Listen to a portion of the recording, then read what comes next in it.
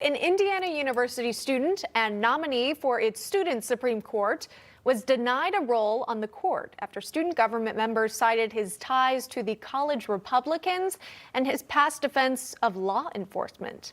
Members of the Student Government Oversight and Reform Committee had issues with this opinion article the student wrote back in 2018 supporting U.S. immigration and customs enforcement. The student has confirmed that though he has somewhat changed his views of ICE in the past 2 years, his views on the issue would not affect his impartiality.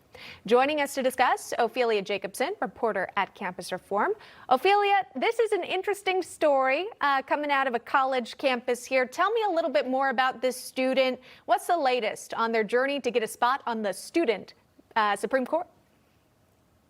Right, so this student at Indiana University was nominated to the school's Supreme Court, but then immediately voted down once the members found out that he supported law enforcement and had ties to college Republicans. And unfortunately, this is nothing new. At the Leadership Institute's Campus Reform, we've been covering this trend where conservative college students have consistently been targeted just for simply expressing their viewpoints. At FSU a couple months ago, the Student Senate president was ousted after he expressed negative views about the Black Lives Matter organization. And in 2016, at the University of Tennessee, another student senator was asked to resign after he publicly expressed his support for the president.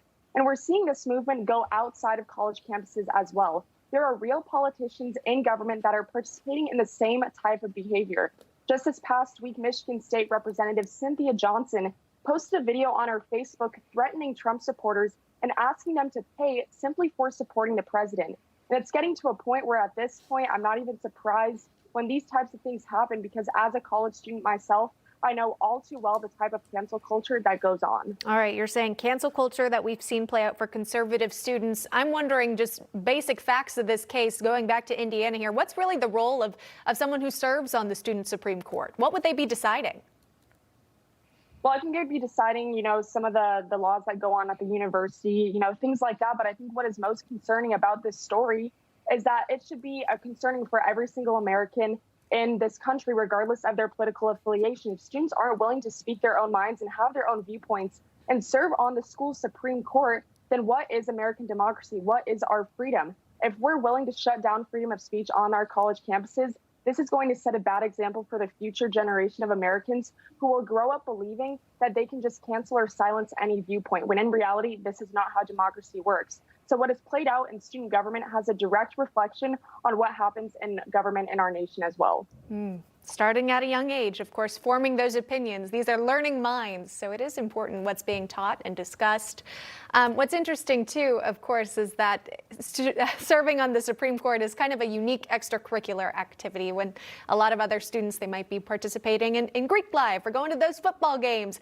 This person is dialing in and really wanting to make a difference on campus. But I'm wondering if the other people who are serving on that Supreme Court would come from maybe an interest in politics for that background. Did other justices take political stands prior to serving on the bench? Well, I'm sure you did. And I mean, it's just targeting of the conservatives that we've been seeing. I wouldn't be surprised if other people that were serving on the Supreme Court expressed their political views. But again, it was the fact that he supported law enforcement and that he was tied to the college Republicans. And I also find it ironic how the left has been preaching for years this card of tolerance and acceptance. Yet while they're actively preaching for love and unity among Americans, they're canceling, silencing, and targeting these conservative students. It's hypocritical to, again, only accept those viewpoints that are considered woke and politically correct. And this type of behavior, frankly, it threatens our freedom, it threatens our American democracy, and most importantly, it threatens our diversity of thought that we have in this country.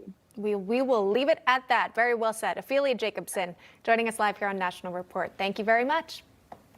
Thank you so much. Newsmax TV is now America's fastest growing cable news channel. We give you the real news you need. So subscribe to our YouTube channel and give us a thumbs up. If you like this video, share it with your friends.